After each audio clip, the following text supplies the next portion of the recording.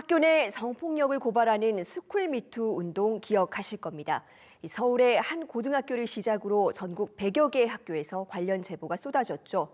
교육당국이 조사를 벌이고 가해자 징계를 했는데 정작 피해 학생들과 학부모들은 조치 상황을 몰랐습니다. 그 사이 가해 교사들이 교단에 돌아오는 일까지 있었는데요. 먼저 영상 보고 오겠습니다.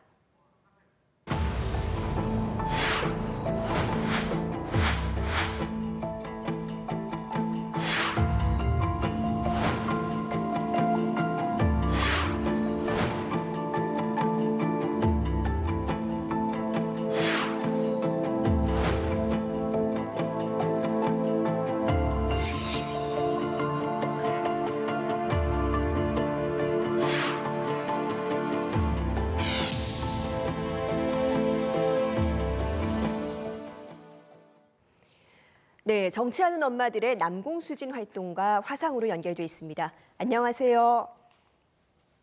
네, 안녕하세요. 네, 지난 2018년 성폭력 가해자를 고발하는 미투 운동이 크게 일었죠. 학교도 예외는 아니었습니다. 당시 상황 먼저 설명 부탁드립니다. 네, 학교 성폭력 고발 운동 일명 스쿨미투는 2018년 2월 SNS로 공론화가 시작되었습니다. 본격적으로 여론의 주목을 받기 시작한 건 서울 노원구의 용화여고인데요. 용화여고 졸업생들이 자체적으로 성폭력 실태 조사를 시작했습니다. 교사로부터 성적 학대를 경험한 증언을 모으고 있었다고 하는데요. 이렇게 먼저 움직인 졸업생들에게 응답하기 위해서 당시 용화여고 재학생들이 창문에 포스트잇을 붙이기 시작했고요. 해시태그 위드유, 미투 이렇게 크게 붙인 포스트잇이 여론의 주목을 받게 되었습니다. 이것이 스쿨미투 운동을 크게 촉발시키는 계기가 되었고 트위터 등 SNS로 전국의 학교 성폭력이 고발되었습니다.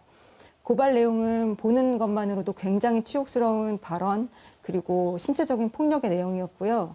이런 끔찍한 내용들을 당시 학생들은 정말 큰 용기를 내어서 증언을 했습니다. 이후 지역사회의 지지 성명, 학생들의 집회가 이어졌고요. 기념적인 일이라고 할까요?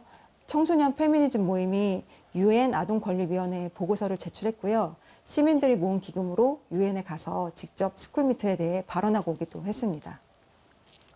네, 이 교육당국이 조사와 처벌을 하는 것으로 끝날 줄 알았는데 이 시민단체가 직접 이 서울시 교육청을 대상으로 소송을 하실 수밖에 없었습니다. 이유가 무엇이었습니까?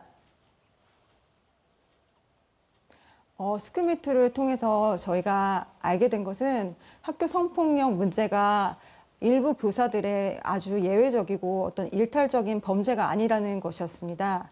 전국적으로 만연한 시스템적인 문제라는 것을 저희가 인지하게 된 거죠.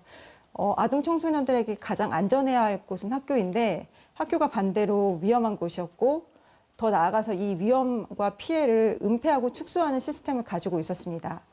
그렇기에 정보 공개가 필요하다고 판단을 했습니다. 학교 단위가 아닌 교육 당국의 정보 관리들을 포함한 전체적인 시스템을 들여다볼 필요가 있다고 생각했고요.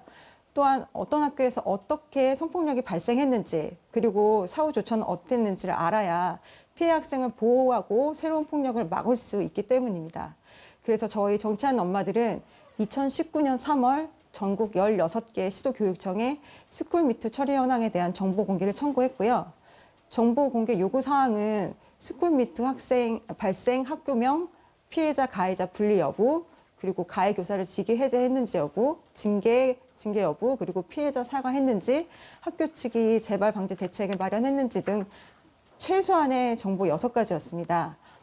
그런데 이에 대전시 교육청 한 곳만을 제외하고 15개 시도교육청이 모두 비공개로 답변했습니다. 그래서 2019년 5월 스쿨미투가 가장 많이 발생한 서울시 교육청을 상대로 저희 정치하는 엄마들은 스쿨미투 처리 현황 정보 공개 거부 처분 취소의 소를 제기하게 되었습니다. 네, 3년의 소송 끝에 이 법원이 서울시 교육청에 스쿨미투 학교명과 가해자의 징계 상황을 공개하라고 했죠. 이 판결이 어떤 의미인지 이 학교명과 가해자 처분 상황을 공개하는 게 왜 중요한지도 설명 부탁드리겠습니다. 네, 과거에 서울시를 비롯해서 현재까지 학교명을 비공개하는 각 시도교육청이 학교명을 알려주지 않겠다고 하는 이유나 근거 법령이 거의 동일합니다. 피해자를 보호하기 위해서다, 가해자의 개인정보를 위해서다 등등인데요. 2022년 4월 29일 서울행정법원은 이렇게 판시했습니다. 개인정보보호법, 공공기관의 정보 공개에 관한 법률, 아동청소년의 성보호에 관한 법률, 여성폭력 방지 기본법 등을 모두 감안하여도 학교명 공개가 가해자나 피해자의 신원 노출에 크게 영향을 주지 않는다. 그리고 더 나아가서 이 정보가 공개되어야 피해자, 가해자 분리 조치가 제대로 취해졌는지도 확인하게 되고 성폭력 사건의 후속 조치에 대해 시민사회가 감시할 수 있기에 정보 공개의 공익적 필요가 분명히 있다라고 판시했습니다. 이런 면에서 이 판결의 의미가 크다고 하겠습니다. 아울러 제가 지금 읽어드리는 것은 실제 학생의 증언을 기반한 것입니다. SNS에 학교의 성폭력을 고발했습니다. 후배들은 나처럼 당하지 않도록 용기를 끌어모았습니다. 그러자 학교와 선생님과 주변 친구들이 저에게 손가락질을 합니다. 학교 이름에 먹칠을 했다고요. 스쿨미투 사건 처리 현황 결과가 나왔습니다. 그런데 학교 이름이 나오지 않았습니다. 또다시 비난을 듣습니다. 거짓말로 학교를 고발한 아이라고. 학교명을 가리면 스쿨미투 운동에 참여한 학생들에 대한 2차 가해나 다름없으며 학교 성폭력에 대한 처리가 제대로 이루어졌는지 확인이 불가하고요. 정확한 피해 사실과 징계 수위를 알 수 없어서 징계 수준에 대한 혼란을 줄 수 있고 그러기에 학교 성폭력 근절을 요원하게 만듭니다.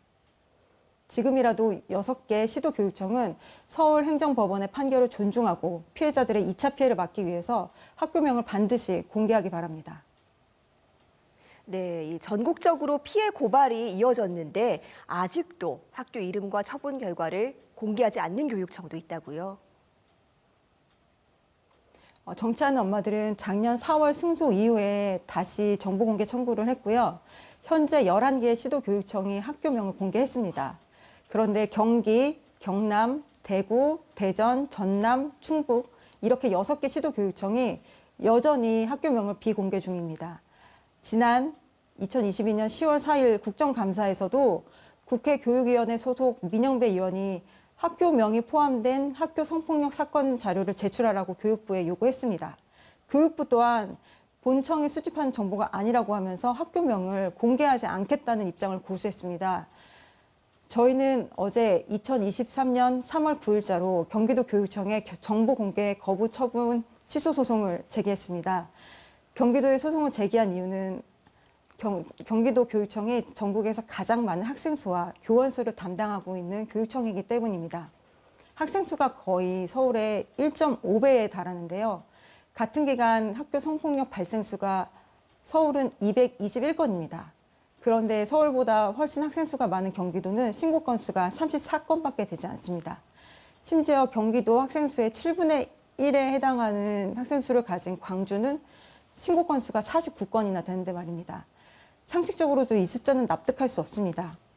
신고가 어려운 구조이거나 신고했으나 유야무야 넘어가면서 기록하지 않는 등 전반적으로 학교 성폭력 사건 관리가 부실하다고 판단하고 있습니다. 경기도 교육청으로부터 받은 자료의 수준도 너무 빈약해서 저희는 경악을 했는데요. 경기도 학교에 두 아이를 보내는 양육자로서 저도 화가 나는 순간이었습니다. 이번 소송 제기에서 경기도 교육청이 제발 학교 성폭력을 제대로 관리하기를 바라는 마음 또한 담겨 있고요. 또한 이번 소송에서 다시 승소한다면 더 이상 다른 소송으로 이어지지 않고 다른 시도 교육청에서도 학교 이름을 조속히 공개해 주시기를 바랍니다.